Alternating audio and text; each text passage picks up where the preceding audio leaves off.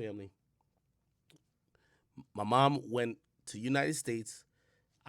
Me and my brother went to live with my grandma, and my other brother, and at that point, like I used to just hear about the United States and stuff like just it sounded just like they used to tell me like this shit was paradise. I kid you not. Like before the first time I ever came to the United States, I always tell people I always thought that the plane was gonna take off from Jamaica and land on a cloud, because where we're from, United States, like it's paradise. Like they talk about it like it's paradise. It's an opportunity. You could be rich. You could own these things, and it's just a dream for somebody who literally, like, to keep it real. I'm from the countryside. If you owned a car, you were rich. People had donkeys to move around, bicycles,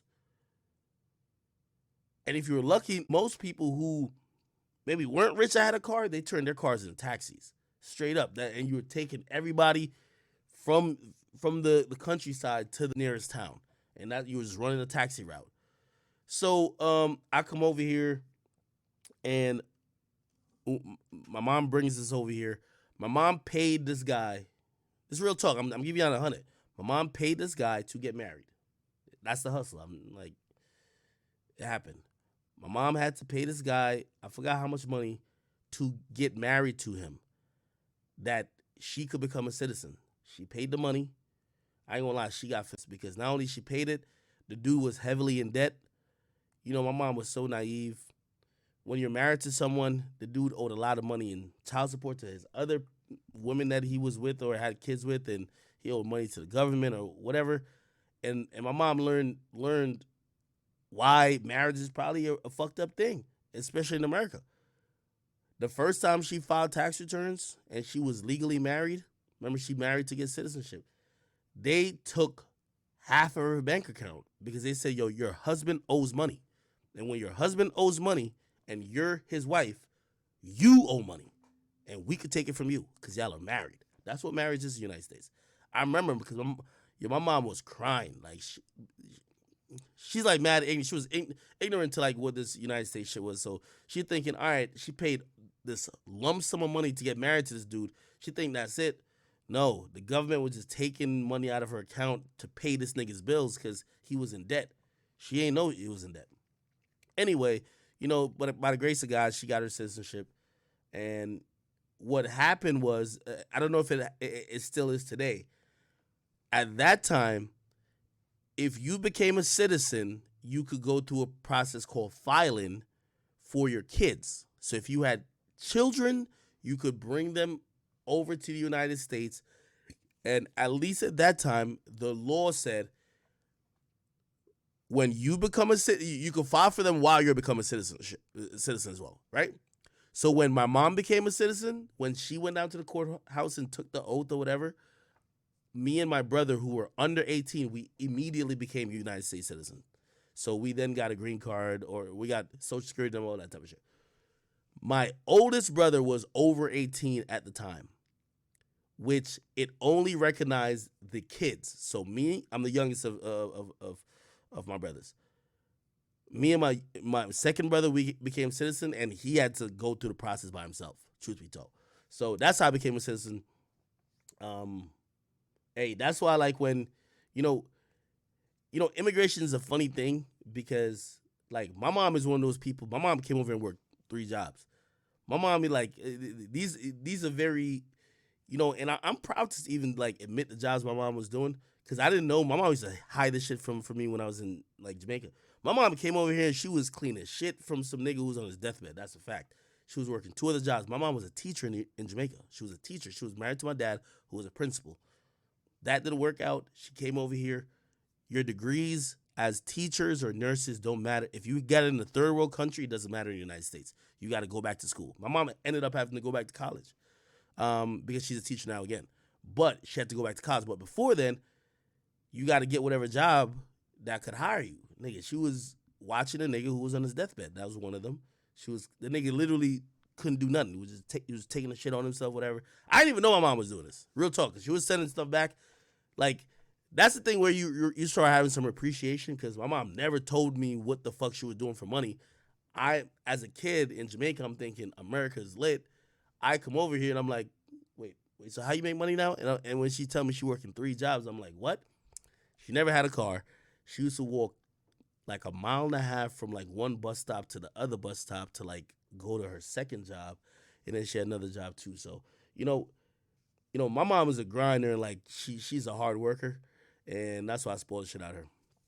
By the way, on a good note, I booked a 2-week vacation for her today in Jamaica. So she going to Jamaica. What is it? On the I won't say what day, but next week. But yeah. Anyway, that's how I became a citizen. Feel me?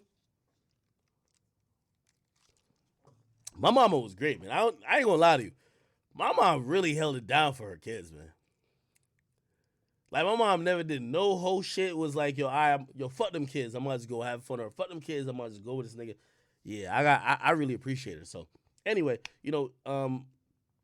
I usually send her like last year I didn't send her on vacation because of COVID, but this year she's vaccinated. She even tell me like, nigga, get vaccinated, and she's down to go on vacation. So I'm sending her to Jamaica, 5-star resort, first class, queen treatment like she deserves, and she gonna be down there for like 2 weeks.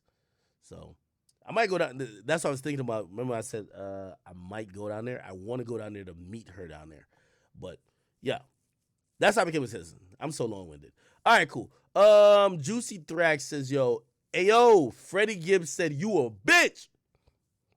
When did Freddie Gibbs say that? It's like a long time ago. Actually, I'm gonna be honest with you, respectfully to Freddie Gibbs, he let that shit go.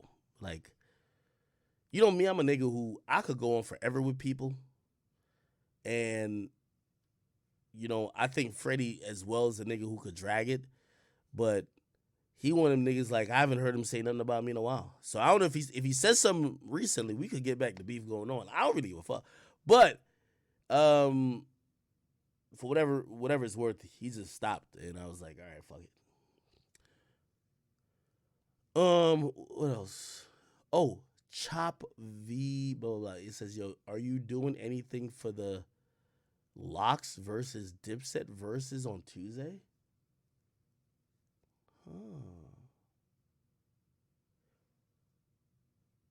We're gonna be streaming that day because that's when the first episode of my podcast comes out. So we're gonna stream. We're gonna have a good time. We should check on that shit. Lox versus Dipset. Who y'all got? I'm gonna always pick Dipset just because I just remember Cam breaking down boundaries and just setting, like, I felt like Cam was the definition of swag at a point. So Dipset just means a lot more to me, but it might mean that to me. Like, remember, keep in mind, and to if you ever want like a reason or whatever, a point to like, I came over here right around 9/11, so like around 2000, right? 2001. Watching in the subsequent years, like Cam with this pink, like he was just kind of standing out. Like, I don't know, like it had more of an impression on me. And of course, I loved, I love the Lox. I loved, Chic Luch. Loved Jada Kiss. Loved Styles P. D Block shit. I get all that, but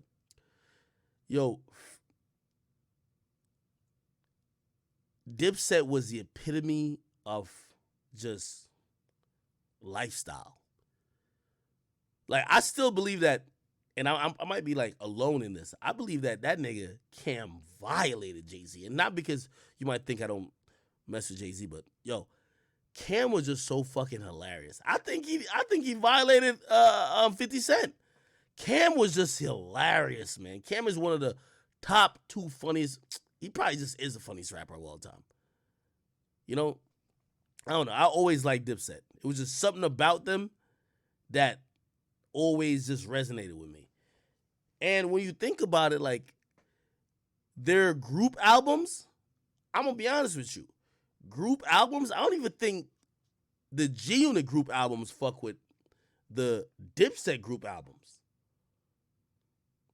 The Dipset group albums always had like a bunch of hits. I'm riding with Dipset with this.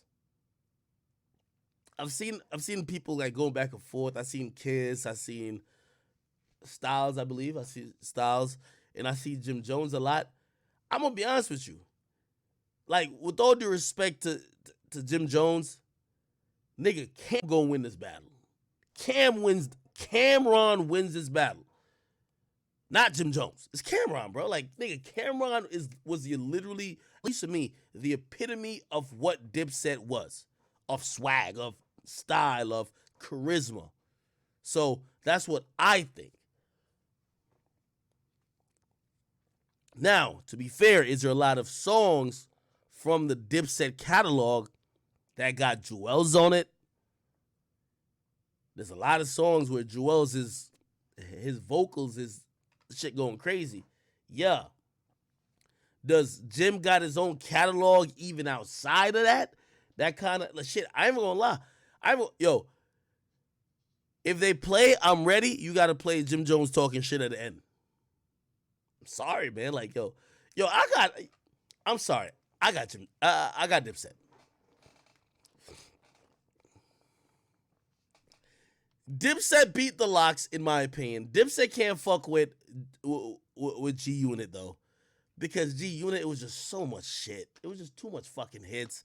And then you got to realize with all these like crews or whatever, like everybody, you could include the individual catalogs into the group shit. And then once you go G Unit, like 50 got too much shit. You can't fuck with them. Right? You can't. I don't think Dipset could fuck with Rockefeller neither, because Jay got too much shit. And also, you're kind of also going at state prop too. Like, it's just too crazy, right? So, but just the Lox, I'm rocking with Cam, man. Listen, I don't give a fuck what y'all niggas say. Hold on. I gotta pull this up. This is one of the greatest freestyles of all time. One of the greatest fucking freestyles of all time right here. And I'm only gonna play the end part of it, because that's all you need to know, nigga. Look, dog, I bought villas, stayed in resorts. Yo, come on, man. I extort killers. Listen. Bought villas, stayed in resort, Skrilla. How extort killer? I extort killers. Man, I caught killers just on.